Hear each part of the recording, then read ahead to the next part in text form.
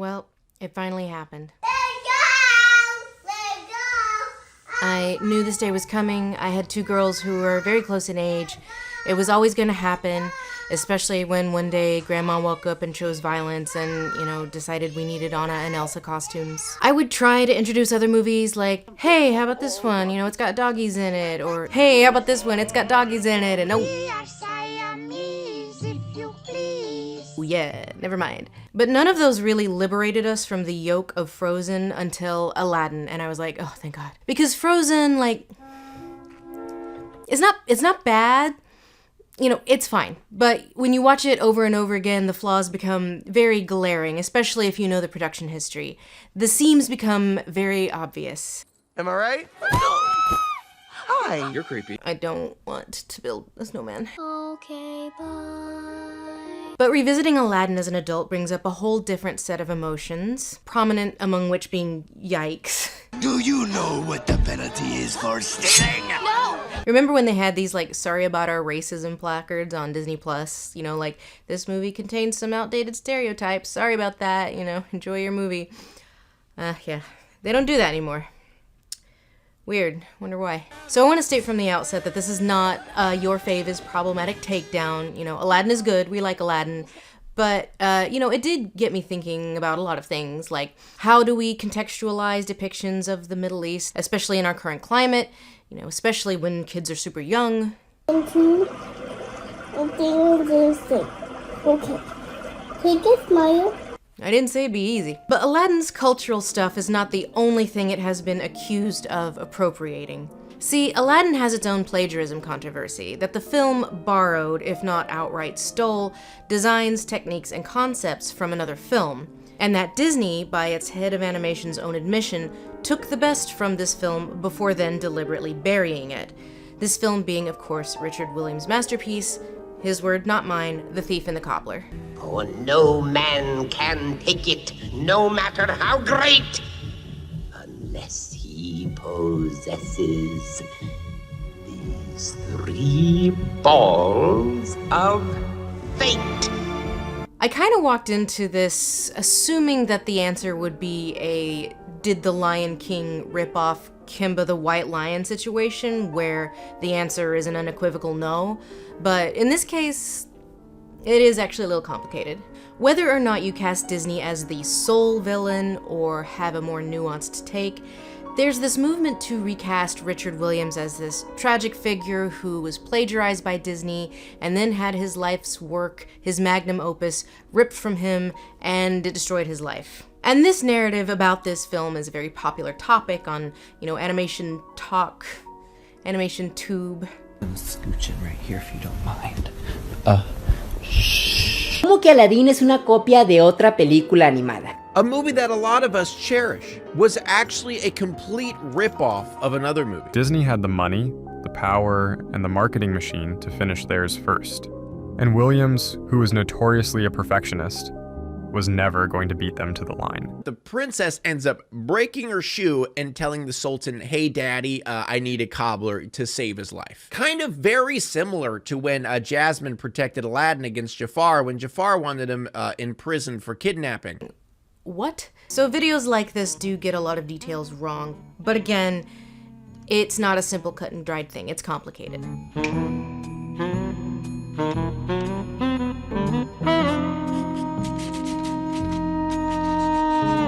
Richard Williams was a Canadian animator who worked out of London for most of his career.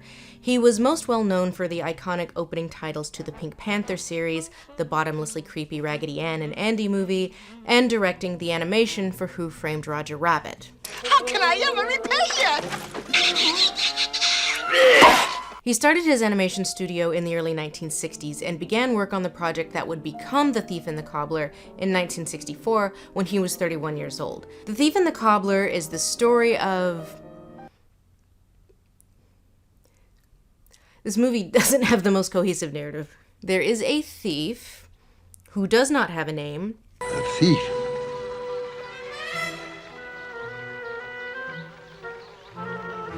Who shall be nameless. There's a cobbler, and he does have a name. Tack? Is that your name? Tack? They cross paths at points during the movie. There's a princess who wants to help her kingdom. There's a bad guy who doesn't seem to have much of a plan until the thief does a stupid thing for thief reasons. And there are other unrelated bad guys, and they're coming. They're like George Washington, they're coming. Opponents beware, opponents beware. He's coming, he's coming, he's coming. And golden balls. That if the 3 golden balls were ever taken away, harmony would yield to discord. The city will fall if the balls drop. The city will fall if the balls drop. And the thief steals the ball. I didn't write this part. Get those balls. Balls. Balls. Balls. Balls. Balls. Balls. Balls. Balls. Balls. Balls. Balls. I'm taking my balls and leaving. The Bad Wizard, played by Vincent Price, who before this, I guess, had no plan? Well, he sees this as an opportunity to espionage his way into getting the bad guys, they're coming. And they're an army of barbarians, and they make the Persians from 300 look sensitive. Throne!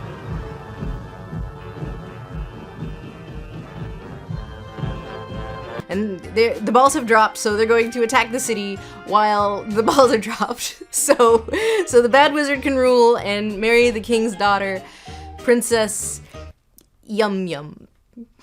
Princess Yum Yum and the Cobbler, and they try to stop him, and they do. And that's the movie.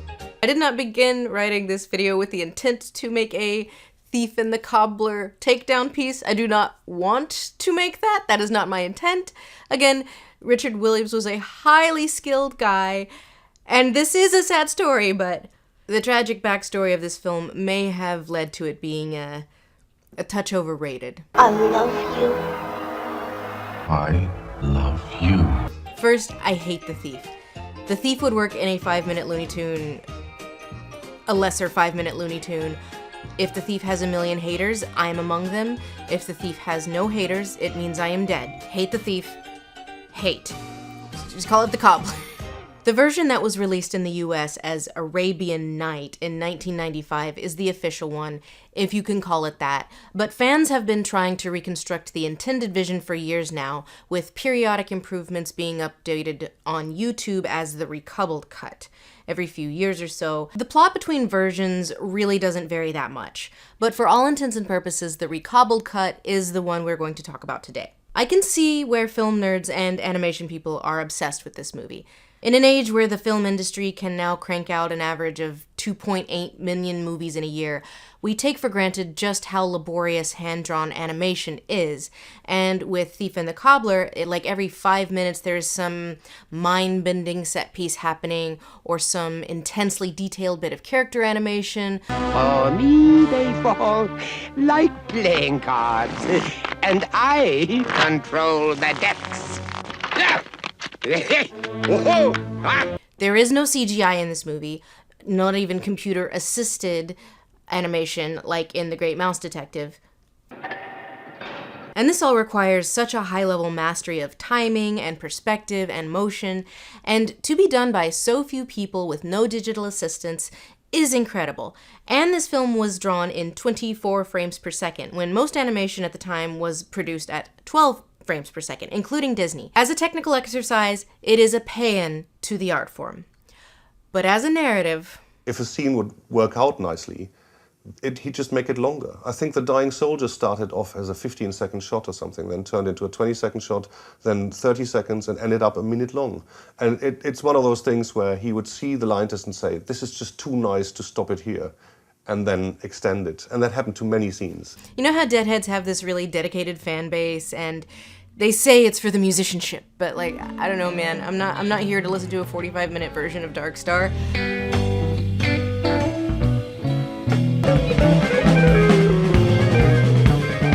Do something! Gah. I'm sure the drums are very good. Famously, this film was in production for 28 years before it was yoinked from Williams' control in 1992, the same year Aladdin came out. Very suspicious timing. But this was not all he was working on during that time. Williams took on a ton of work basically to bring in revenue to finance The Thief and the Cobbler. Commercials, features, segments for features. He even won an Oscar at one point. Today? Christmas Day! It's Christmas Day. It's Christmas Day. And I haven't missed it. And then, in the 1980s, he got his biggest payday for his studio yet. You had plenty money, 1922. So, I'm coming into this with a second bias. I love Who Framed Roger Rabbit. Easily top 5 all time for me. Get me one of those, I'd rather be watching bumper stickers. If you haven't seen Who Framed Roger Rabbit, why are you watching this when you could be watching Who Framed Roger Rabbit? Williams, who served as the director of animation for Who Framed Roger Rabbit, oversaw a team of hundreds, including 2 of his children, and created characters including Roger Rabbit, his wife Jessica, and baby Herman. Question for 80s and 90s kids, how old were you when you realized that Roger Rabbit was like an original character and not like a golden age character like Bugs Bunny or Tom and Jerry, who had been licensed for this film? Like Tom and Jerry got a movie and Roger Rabbit got a movie. Cool. There will be moments in Who Framed Roger Rabbit when you can see the man behind the curtain, so to speak.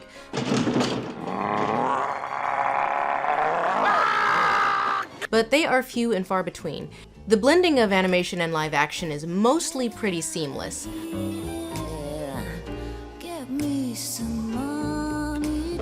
I find the ADR in this movie way more distracting than the attempts to blend animation and live action.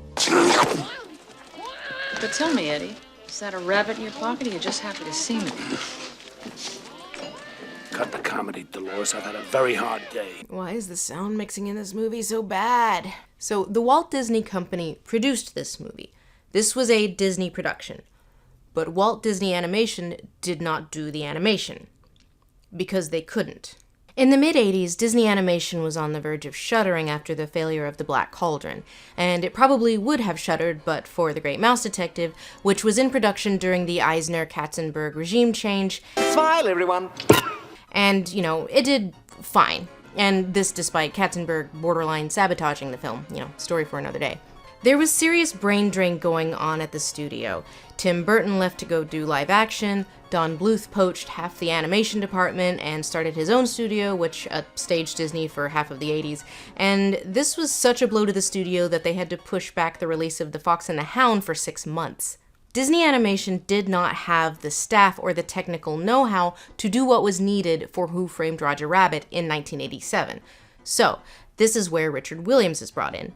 Williams directed Roger Rabbit in London, while Disney Animation made Oliver and Company in LA. But these were not cordoned off productions. Future producer of Beauty and the Beast Don Hahn and in-house Disney animators like Nick Ranieri, Phil Nibelink, and Andreas Deja moved to London to work on Roger Rabbit. A lot of people who would be Disney Renaissance animators were directly exposed to animation timing, weight, and motion physics, complex perspective animation, and of course, in progress rough cuts of The Thief and the Cobbler. So, the production of Who Framed Roger Rabbit, despite not being done in-house per se, hugely changed the culture within Disney Animation. After Roger Rabbit, Disney poached animators from Williams like James Baxter, who went on to create and animate characters like Belle and Rafiki, and Eric Goldberg, who also worked for Williams and went on to direct everyone's non-problematic fave Pocahontas. See how I do it? It's interesting to see how Disney Animation changed after the Roger Rabbit era as well.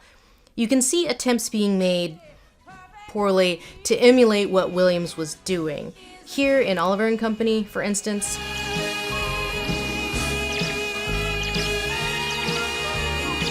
here again, here in The Little Mermaid, but by this point they were already getting better at it. And by Beauty and the Beast, they basically figured it out. The difference in the mastery of perspective between Oliver and Company and Beauty and the Beast is a lot.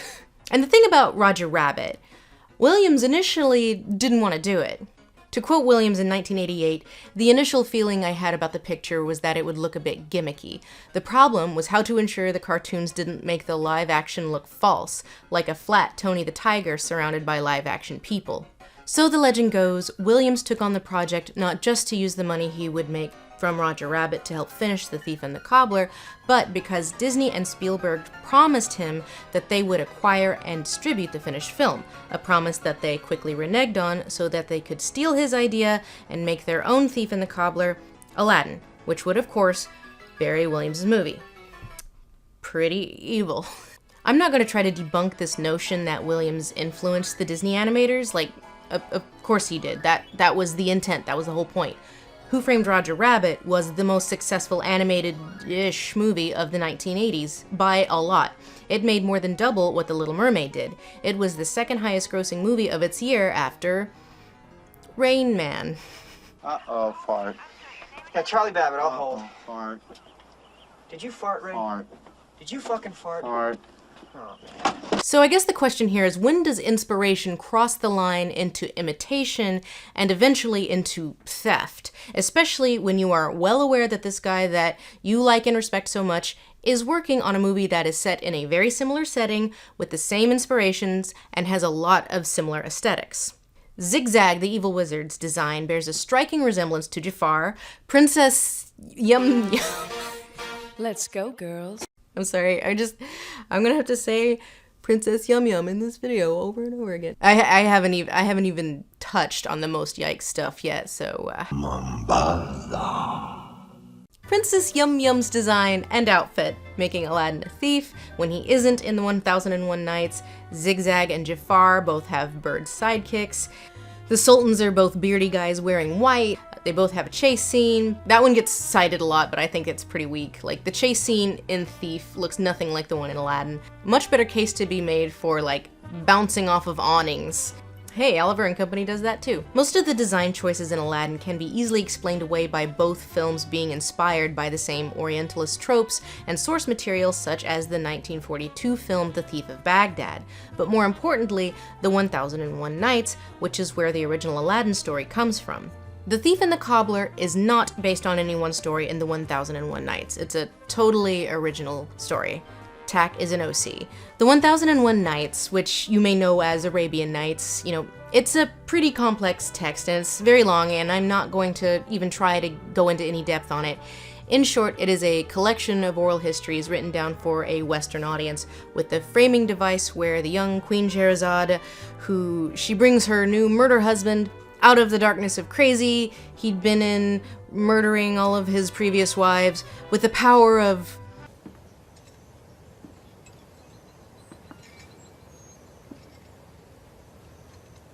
stories.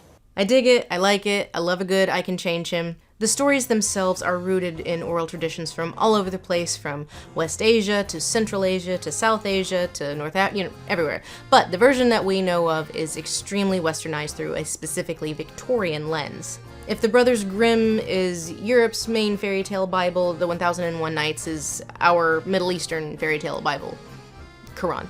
Any kind of fable or fantasy tale of old that is popular in the West, it was in the 1001 Nights. There was a TV miniseries produced by Disney that came out in 2000, and that one was pretty good. It's also a lot closer to the source material, like the Aladdin segment takes place in China. Aladdin is Chinese, like he's supposed to be.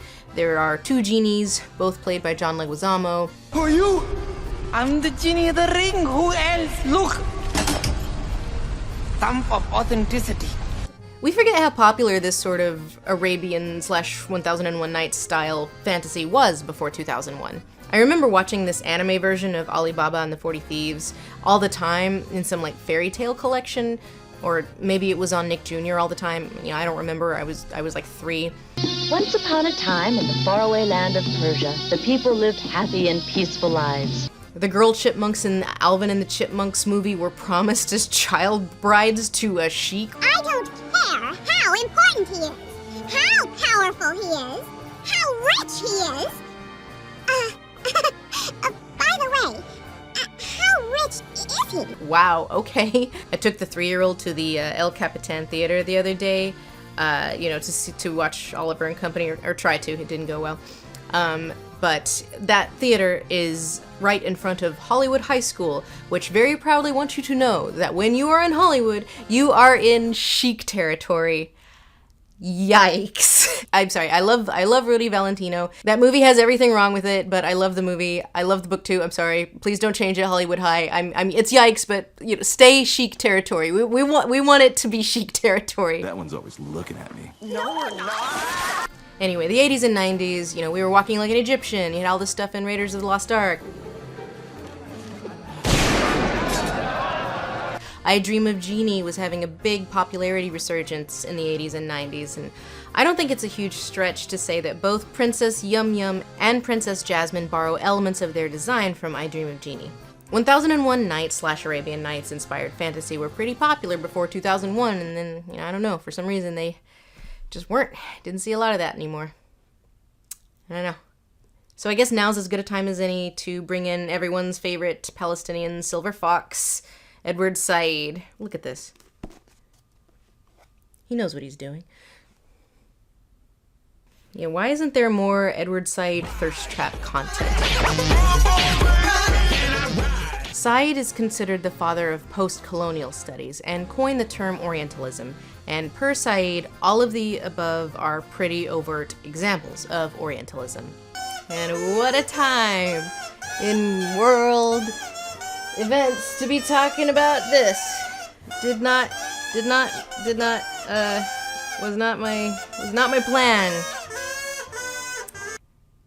Yeah. Once upon a time in the faraway land of Persia, the people lived happy and peaceful lives. I almost kept this video on Nebula. I saw all these people whining on Instagram like, why don't you make more stuff? I do! It's on Nebula. If you want to watch me talk about whether or not Matt Stone and Trey Parker are gonna burn in hell forever, you gotta go to Nebula for that. Anyway, it was Said's influence, which is why we now say Asian or Middle Eastern instead of Oriental. And it was also Said's influence who partially led to the decline in popularity of this whole aesthetic. So I don't think it's fair to say Aladdin falls victim to Orientalist tropes and the thief and the cobbler does not. Princess Yum Yum has the same name as the protagonist from Gilbert and Sullivan's Mikado from the 1800s. One little maid is a bride, yum yum. Peak Orientalism per Said's reading. Aladdin employs layers of Orientalism that arguably range from benign to reinforcing harmful and even dangerous stereotypes about the Middle East, namely Agrabah being, you know, more violent than other Disney fantasy universes, and it has child poverty, which, you know, nowhere else does. Do you know what the penalty is for stealing? Like, you know, dismemberment, except maybe Snow White. That universe does have poverty and dismemberment. I gotta be careful. I don't want to imply Aladdin is why we invaded Iran. It only partially is. But The Thief and the Cobbler not only has all of that, but also... And now, O greatest of the great. Lil Black Sambo H. Christ, what are you doing, movie? What is this? I've searched the world and brought you thence at no little effort and great expense. A plaything from far south of Gaza, a bountiful maiden from Mombasa. Oh, Mombasa. This is the actual face I made. This is not a takedown. I know I said this wouldn't be a takedown, but this movie, it shouldn't.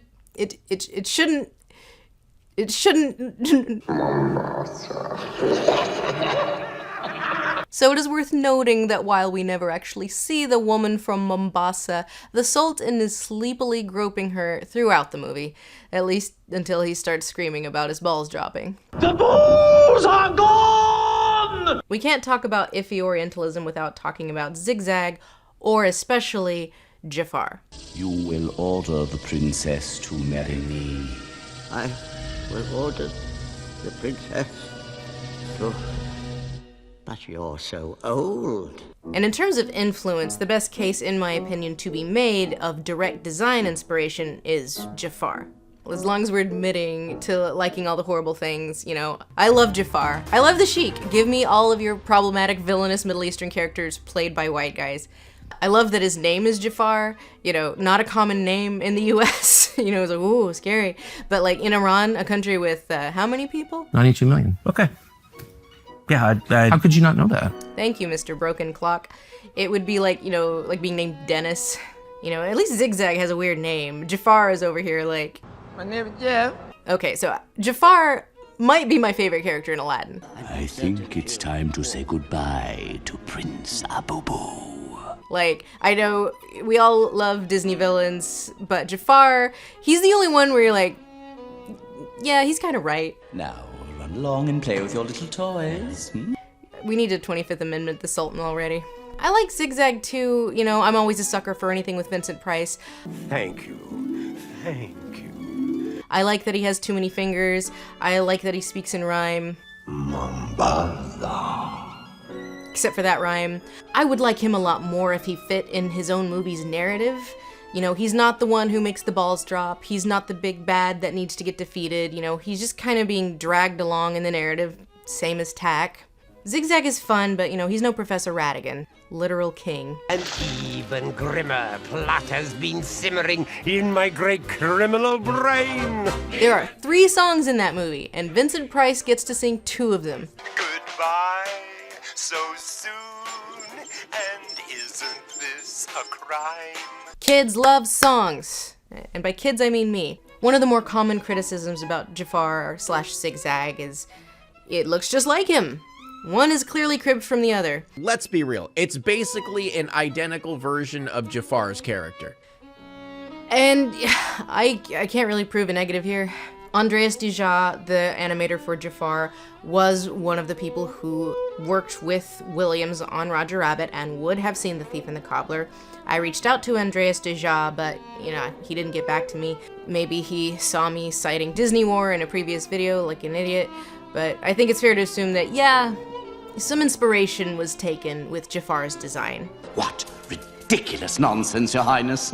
He is obviously lying. But the whole evil vizier thing is one of the most recurring archetypes in the 1001 Nights. Scheming viziers who, you know, they envy the young hero, lust after a woman, or seek the king's favor. They're a stock character throughout the collection. They frequently appear particularly in the Persian and Indian origin tales, and this vizier archetype is present even in the oldest surviving layers of the texts. It probably reflected court politics of, like, you know, the Abbasid or Sassanid area, I don't know. Hell, this character is even there in the Bible, in the Book of Esther, in the form of Haman. Characters like Jafar and Zigzag are a westernized interpretation of a very old Indian and Middle Eastern trope. God, this is so lame. Oh, Disney didn't originate this trope. Why are you picking on poor Disney? They just wanted to make a hook-nosed, curly-bearded villain. I'm just saying, I find the argument that Party A stole the idea of an evil, scheming Grand Vizier in a Middle Eastern fantasy from Party B pretty weak. So I'm not going to try to debunk the whole Disney stole the design thing, because it's the type of thing we will never know. Williams's camp thinks Disney ripped them off. Yeah, we were very aware of Aladdin, and we were very aware that that they had ripped us off. The Disney camp stays mostly silent on it. The evolution of characters like Jafar and Genie is extremely well documented, but we weren't in these people's minds, so we don't know where the inspiration for, you know, like that curly beard came from. And your beard is so twisted. But here's the thing, in the arts, people are always like, this thing that I made was influenced by that thing that I like, and that's cool. And people are open and honest about the fact that thing A influenced thing B. They admit it, proudly. Like, Zigzag, to me, is very obviously inspired by the Blue Meanies from Yellow Submarine. The hills are alive. In fact, a lot of the design of The Thief and the Cobbler feels very Yellow Submarine. There's a lot in The Thief and the Cobbler that looks like it could have just as easily been in Pink Floyd's The Wall, which also makes sense. Williams and Gerald Scarfe were very well acquainted. So there's no shame in this. The Simpsons already did it. There's nothing new under the sun. So if the Disney animators were influenced by Williams and The Thief and the Cobbler, why not just admit it? Be like, yep, there's a little bit of Zigzag in Jeff, particularly the mouth area, the curly beard and the teeth and the... And I think the answer is that suspicious timing. Aladdin came out in 1992, the same year Williams lost control of The Thief and the Cobbler. By the time the film was released as Arabian Night, 3 years later, Williams' tragedy was well known within the industry, and so you want to be like, yeah, that movie that got butchered, well, it definitely inspired us back when its beloved creator still had control of it. I can see why they stayed quiet on it. It's a bad idea to draw attention to Thief and the Cobbler. It's a bad look. In researching this, I saw a ton of unattributed statements that Williams long held that Disney ripped him off, but I can find absolutely no direct evidence of him ever actually doing this. Did he think Disney stole from him? Some of his collaborators certainly do. You look at the design of the vizier, or whatever that character is in Aladdin, and you look at the design of the equivalent character in Dick's film, and you'll see that Disney just stole it. It's as plain as the nose on your face, except Dick's had been around for 20 years, and many animators in the world had passed through that studio, and every animator in a studio takes away the stuff that they've been working on and takes away mementos. So, you know, obviously it had gotten out there, and Disney just took it. He's not quoted in this documentary about the creation of The Thief and the Cobbler, but the people who worked with him indicate that he just kind of shrugged it off. And Dick knew it too, and he would sort of shrug and, you know, just say, yeah, you know, that's the way it is. So where does this narrative come from? Well, best I can tell, like so many things, it appears to have originated with Disney War, which I now realize is flawed. I regret helping to popularize it as a source. Like here he is saying that Howard Ashman won the Oscar for A Whole New World. He didn't, that was Tim Rice. And here he is comparing Beauty and the Beast to The Little Mermaid. Like so many of the classic fairy tales, the original Beauty and the Beast has dark overtones and an unhappy ending. No, it doesn't. No, it doesn't. Jimothy, what do you think happens at the end of Beauty and the Beast? That the beast dies and Beauty's like, wow, that sure was a beast who was never at any point a prince. Do you think the frog prince ends with she throws the frog against the wall and was like, oh my god, I can't believe I kissed a frog?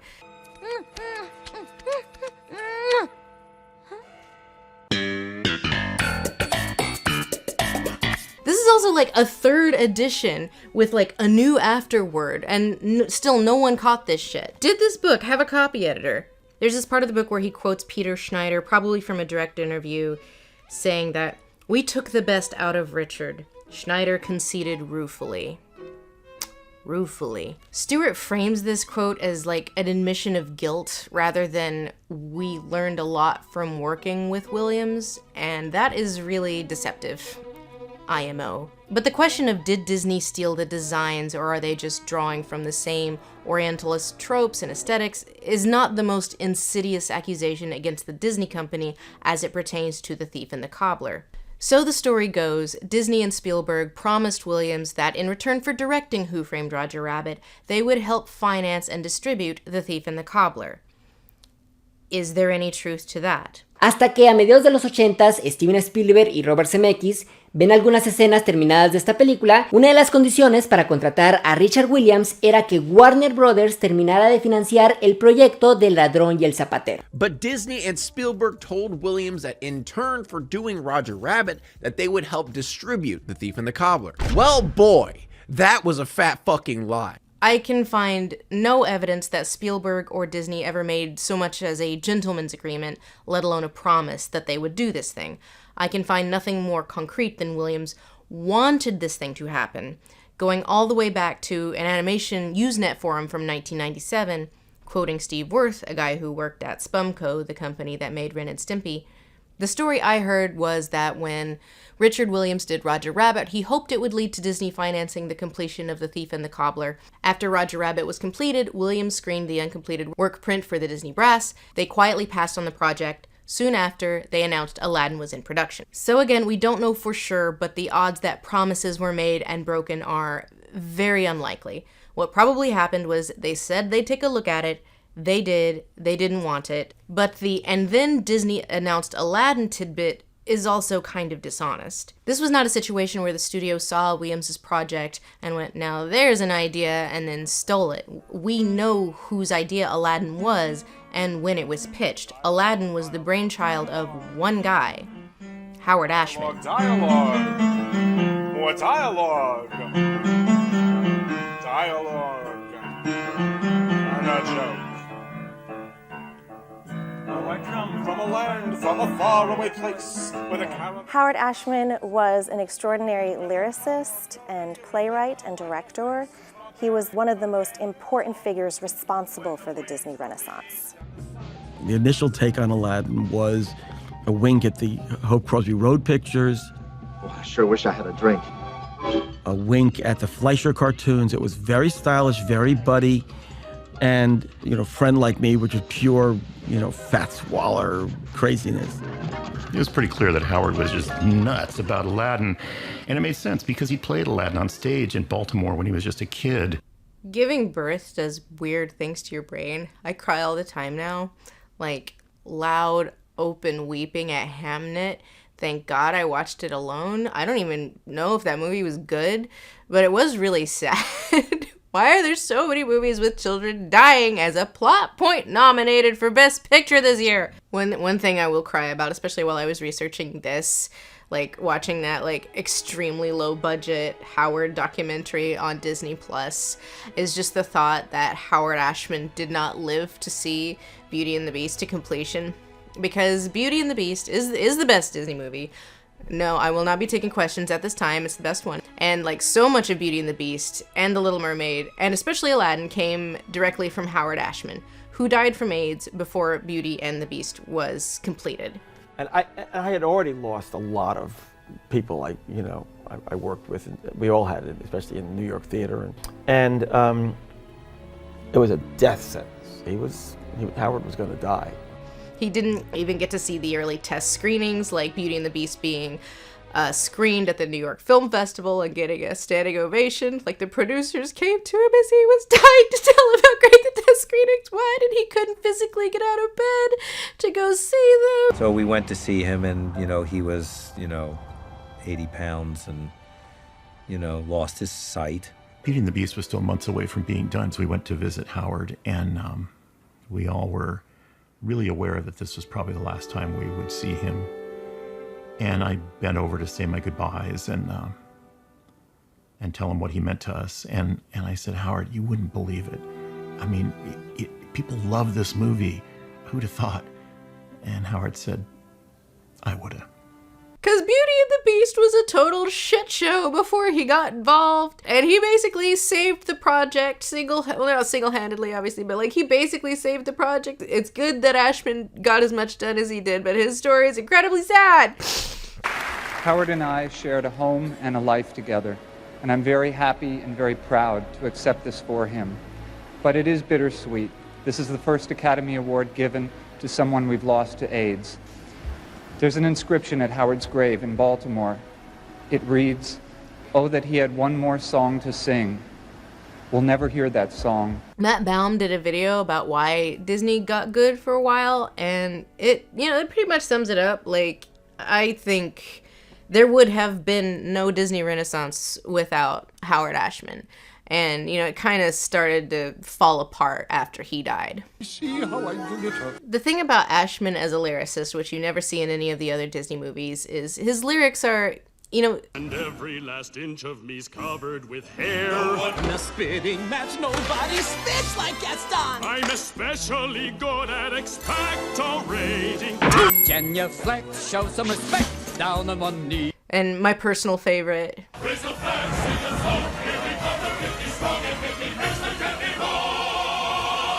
Are you kidding me? Genius. Love, yeah, mwah. 10 out of 10. Disney would never be this good again. My favorite line is 50 Frenchmen can't be wrong. Which is that's an old song from the 20s, isn't it? Yes.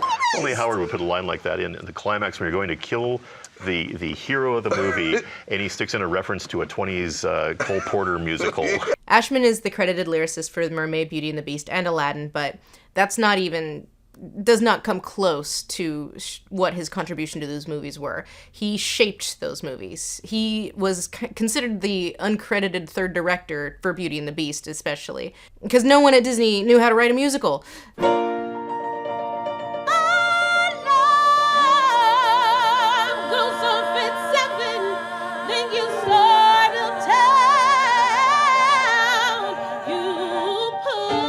Today marks the 40th anniversary, unbelievable, 40 years, of this really special musical that I wrote with my friend and collaborator, brilliant collaborator, Howard Ashman. Till it's 5 p.m.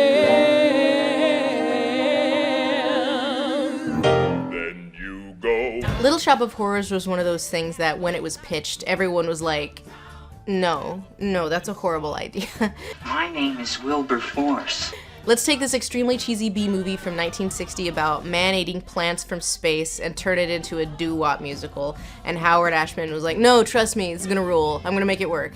And he did. Little Shop of Horrors is an off-Broadway darling, always has been. To this day, it has only been on Broadway one time, I think. It was in the 2000s. I saw it, it was fine. But all of the best and remembered productions are off-Broadway. It is off-Broadway right now. If you have the means to go see it, you should. It's great. Little Shop of Horrors was the first and only musical that Alan Menken and Howard Ashman produced together outside of Disney. It was the success of Little Shop of Horrors that got Katzenberg's attention. Katzenberg had the sense that Ashman could improve whatever needed improvement. And for the most part, he was right. First thing Ashman did with Disney was he co-wrote the song Once Upon a Time in New York City for Oliver and Company. Katzenberg then brought Ashman onto The Little Mermaid, and it was Ashman who brought in his Little Shop buddy Alan Menken into the Disney fold, and the rest is history. What did Ashman do for Mermaid? What didn't he do? Ashman helped figure out the design and personality of Ursula. I did a design based on Divine. Boom, boom, boom, boom. D-I-G means look. D-I-G means stare. And that design was put on a board with a bunch of other designs, and then the day that Howard Ashman came in to look at the designs, he zeroed in on that one. One day, we were waiting in a music rehearsal for something. I said, Howard, may I ask you a favor? And he said, sure. I said, could you sing Ursula's song for me? And I watched every body move of his. I watched everything. I watched his face. I watched his hands. I ate him up. Have we got a deal? I stole In It from Howard. Life's full of tough choices. In It. I stole 2 or 3 other ad-libs that he put in. No more talking, singing, zip. And I said, Howard, is it all right if I steal those? He said, I was hoping you would. He brought in Jodie Benson as Ariel. Sebastian, as we know him, is Ashman's idea. Sebastian, he was always Triton's court composer, and he was originally going to be like this Bach or Haydn crab. Ashman's like, no, let's make him Jamaican. We had this character in the original treatment in the script. It was a crab character. Howard said, why not make him Jamaican? We see here he wanted Clarence, which was Sebastian's original name, to be from the Caribbean, so he could pull in reggae and calypso music into the soundscape of the film. And Jamaican Crab Haydn is how Ashman got his first Oscar. My backlight is dying. Whatever, we're gonna make it through this. It was intentional, it's darker now, it's a metaphor. It was Ashman who knew where in the story a song should go for the best emotional beats. So it wasn't like the directors and writers came to him like, hey, we need a song here, write one. It was the opposite. Disney did not come to Ashman like, hey, write us a pitch for Aladdin. Ashman did that on his own. While he's working on Mermaid, he walks in the door with this 30-page treatment and a half a dozen songs that plug right into it. And they weren't just the kind of pasted-on songs. They were these integrated storytelling songs done with this craft that only Howard Allen can do. And it just blew everybody away. Katzenberg was cool on it for a lot of reasons, many of them valid, some less so. But then shunted Ashman and Menken to the Ailing Beauty and the Beast project, which wasn't a musical originally. My, but you look handsome today. Is that a new wig? Oh, do you like it? Oh, the color suits you. Has my niece given you an answer? Not yet. I think she's playing the coquette with me. It was Ashman's idea to, well, let's make it a musical. The original version had these enchanted objects abound, but Ashman was the guy who was like, why don't we make these, like, characters in the movie? And then they can sing Be Our Guest, and the spoons can do synchronized diving. Also, let's hire Oops All Broadway actors. It'll be great. I'll personally bring in Jerry Orbach. Let's get rid of Belle's sisters and this, like, harpy auntie character that they originally had. This big Broadway-style opening number had never been done in animation before, let's do that. The Beast was not originally a co-protagonist. It was originally just Belle's story, a story of her learning to see the inner beauty of her kidnapper. Like the thing that people have accused the final product of being the original apparently was. It was Ashman's idea to shape the narrative around the Beast needing to redeem himself rather than Belle seeing his inner beauty. These people needed Ashman to point out that Beast is the guy with the problem. So him needing to have a change of heart and earn Belle's love wasn't originally there, which is kind of wild to me. I let her go. Yes.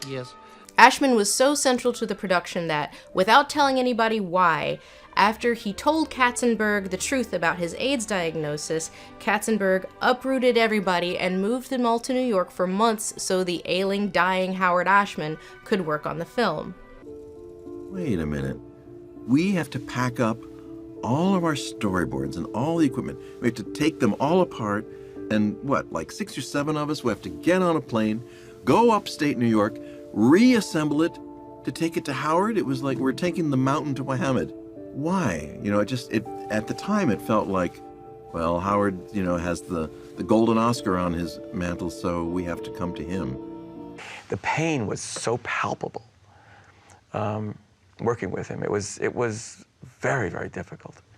It would pop out once in a while, and when it did, we thought, oh, he's just being a diva, and he's won an Oscar or something. But then we found out the truth, and it was pretty devastating. But like you said, in a sense, it was easier to deal with because we wanted to take care of him. We wanted to make things easy for him. During this time, production on Aladdin was moving forward.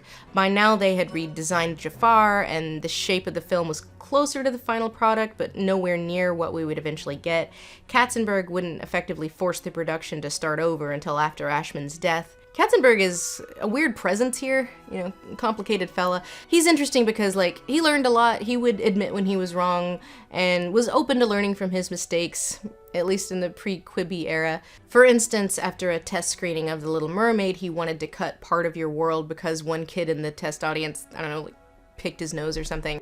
I said to everybody, I think you really ought to think about cutting that song out of the movie, and, Howard Ashman said, over my dead body, I'll strangle you.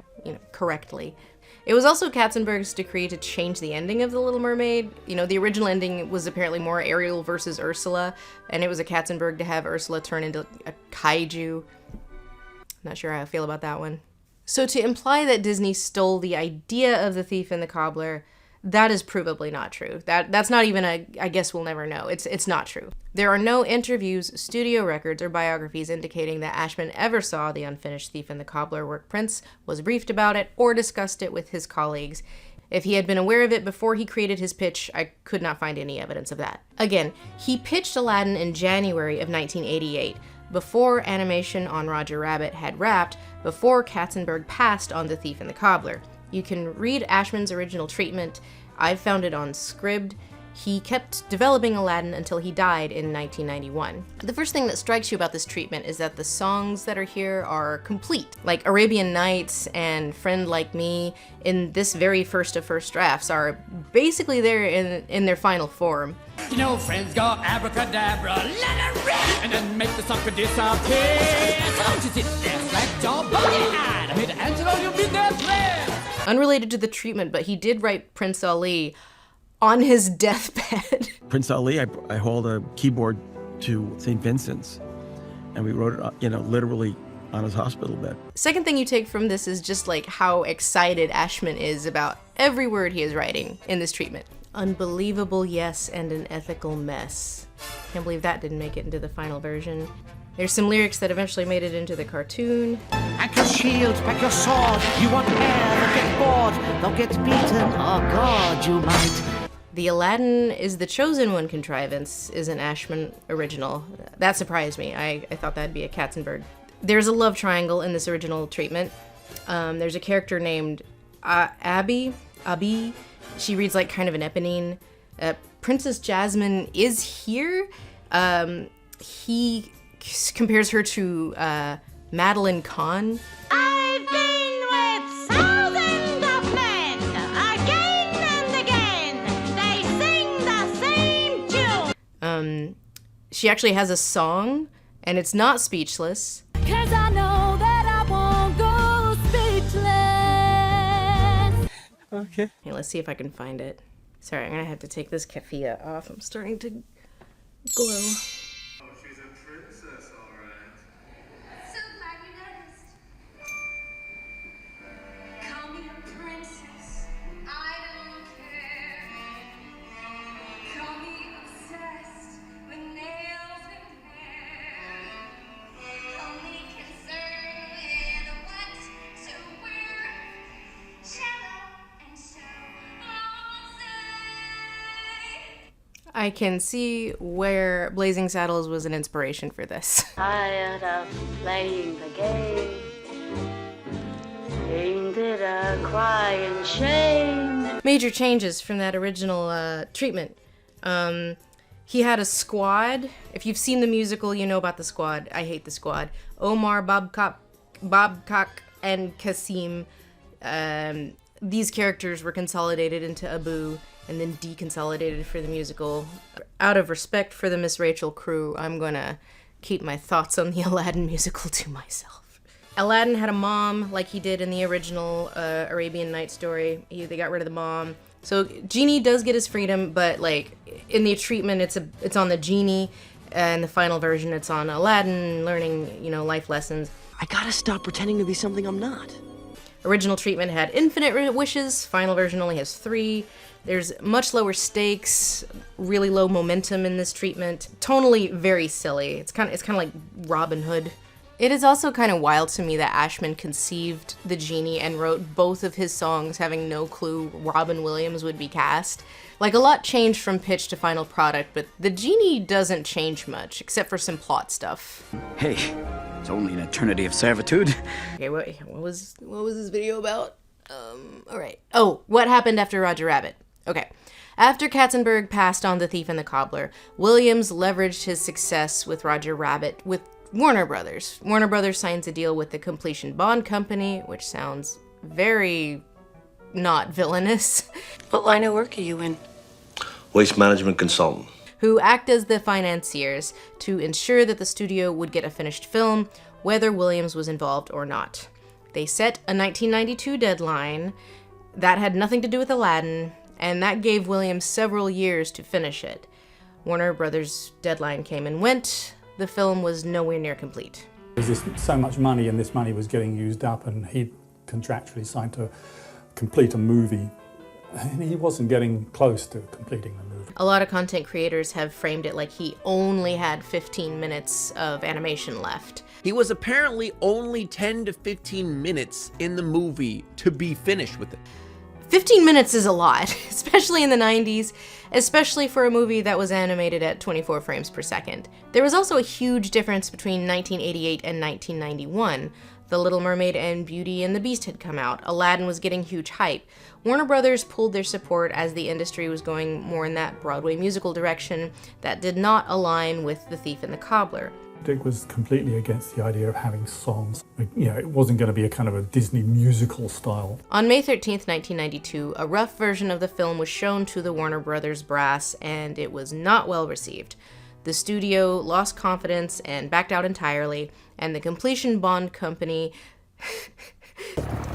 Hi, I'm Bob Evil. They seized control of the film, ousting Williams from the project. The studio that eventually acquired it, helped reshape it, and released it was Miramax. Love those guys.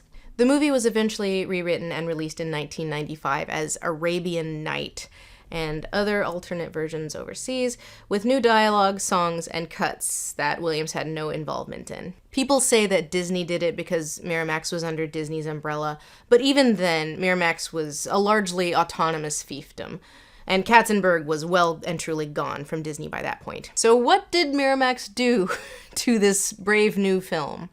Well, so originally, Tack and the Thief are mute characters. Tom and Jerry. What's your name? Tack? Is that your name? Tack?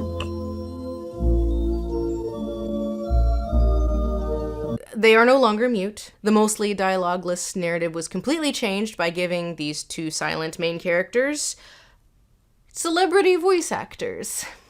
What is your name? Tack. Tack? Oh, Betty. Like Matthew Broderick. Legend has it that each shooting star is really an Arabian Night riding across the heavens. First off,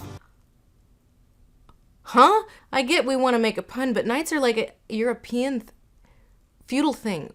What? Second, is this the worst thing that Matthew Broderick has ever done? And I was just an ordinary cobbler. I tried to impress her with some cobbling tricks. High bar, I know. Do you realize that a lizard can lay up to 12 eggs at a time? Think of it. So Tack is bad, but Jonathan Winter's Thief constantly wisecracking anachronistic jokes and insulting the movie he's in like it's some half-hearted attempt to channel Robin Williams. It is agonizing to sit through. Good morning, Arabia. That's what I get for having a beer belly. Wait, a Turkish restaurant. Ooh, this must call the waiter. And you're gonna buy me everything I need to turn the basement into a rec room. I just had this robe dry clean. Psych. Duck and cover. Duck and cover. Out of the way, bunny. What a dump. Nobody lives like this except college kids. I'm sorry. I am sorry. I'm sorry about all the mean things I said about the original Thief. I take it back. I'm sorry. I didn't mean it. You know, the recobbled cut shows that this movie was never going to be great, but... Mom, what are you doing here? What am I doing here? What are you doing here? You never visit, you never cool. Have you got a Goyle yet? Holy shit, Arabian Night is painful to sit through. And while this wasn't Miramax specifically, I believe this happened in the early 90s before Miramax acquired it, songs were added. Bing bong booty booty bibbly boo. We're what happens when you don't finish school. Bing bong booty booty bibbly boo. We're what happens when you don't finish school. But she's more than this. There's a mind in the body of this pretty miss. Can it really be Happening to me. Am I feeling love? Somehow it's so amazing. Who could explain? Who could? So I'm not a fan of The Thief and the Cobbler, but I am offended, truly offended at how dirty it was done. I cannot imagine how painful and humiliating this was for Richard Williams. I'm going to Disneyland. I'm tearing up again thinking about it. It is, ouch. Don't watch it. It's not worth it. It's not even a fun watch. It is, if you know how hard this guy worked and just to see how dirty it was done, it is painful to watch. Do not recommend. So to respond to this narrative, framing Williams' perfectionism like it's a good thing, guys, perfectionism is not a virtue.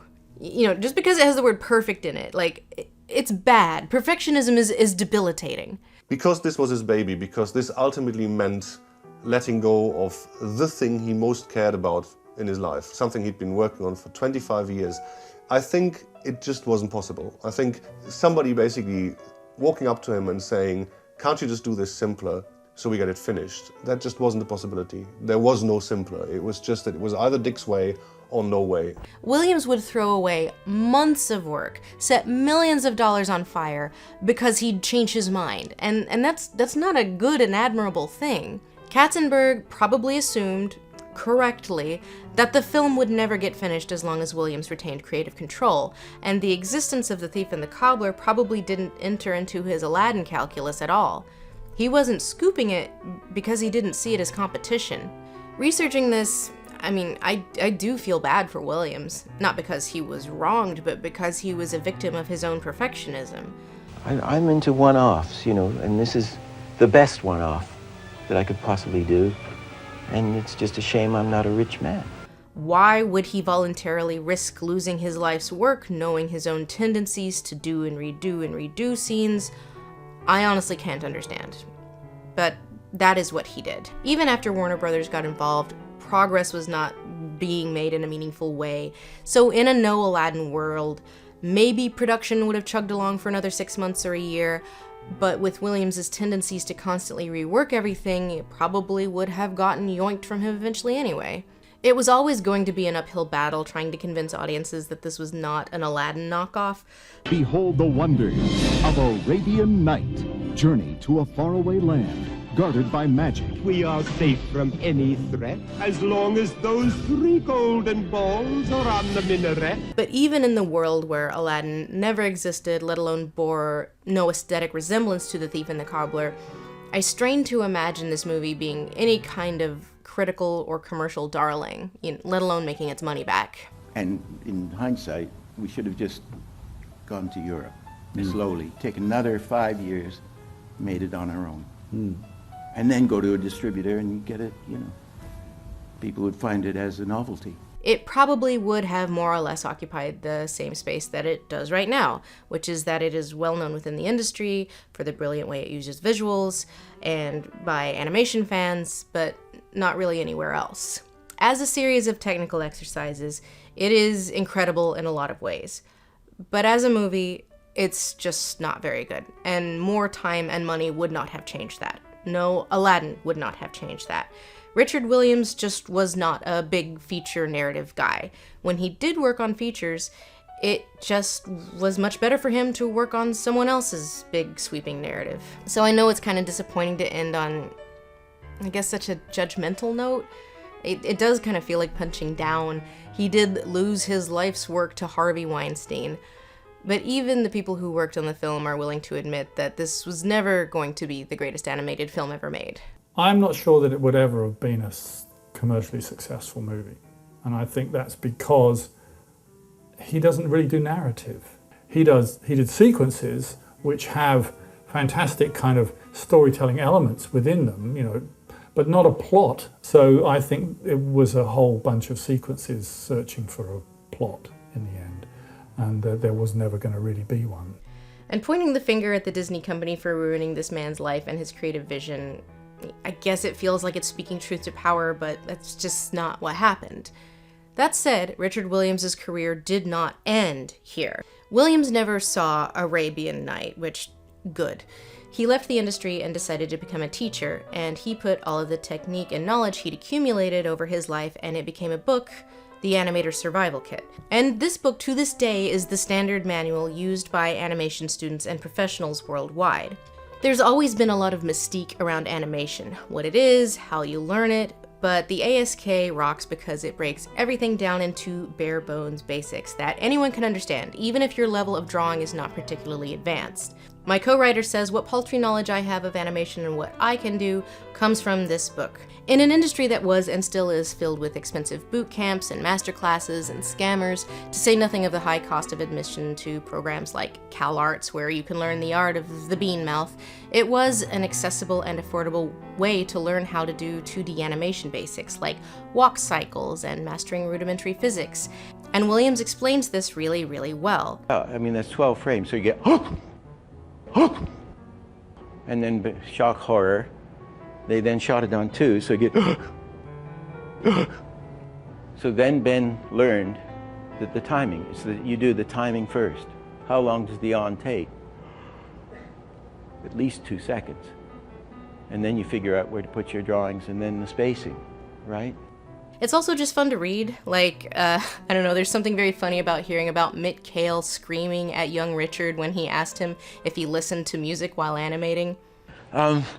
Excuse me, Mel. Do you ever listen to classical music when you're working, animating? For Christ's sake, God damn it, what a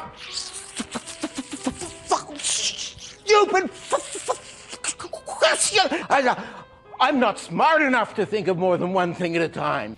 Given that so much of his tragic legacy is about studio meddling, there is a poetic irony of his wisdom being open access for anyone who wants to practice an art form that most feel is beyond them. In his own words, it's the doing of it that matters. Do it for the love of it, that's all there is. It is a happy ending, because it's not finished. This is a happy ending. Yeah. I don't think it's accurate to say that because of this failure, he ultimately found a way to be more influential than he would have been had it succeeded, because we don't know. We don't know what the film's success might have looked like. Personally, I'm of the opinion that the film was always doomed. It had no real narrative. The narrative it did have was incohesive. The animation is so obviously from different eras. Like, this stuff looks like it's from a Ralph Bakshi movie of the 70s. This looks like Yellow Submarine. This looks like The Wall. This looks like 90s Disney. To me, Williams did have a masterpiece. And it was Who Framed Roger Rabbit.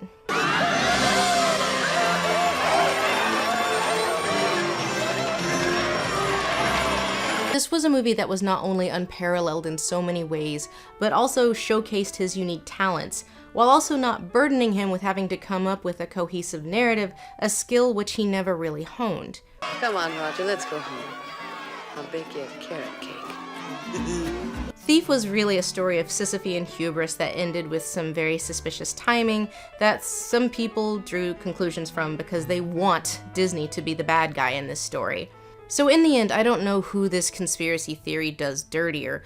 Richard Williams, whose life, career, and legacy neither began nor ended when The Thief and the Cobbler was taken from him, or Howard Ashman, who is in every regard the progenitor of Disney's Aladdin. So why does this narrative have such legs, especially since it seems like most people haven't watched The Thief and the Cobbler? I suppose this narrative of the misunderstood genius not having enough time and not being understood is just super relatable. Williams still has his legacy, his defining life's work, both as an animator and later as a teacher. It just wasn't the one he hoped it would be.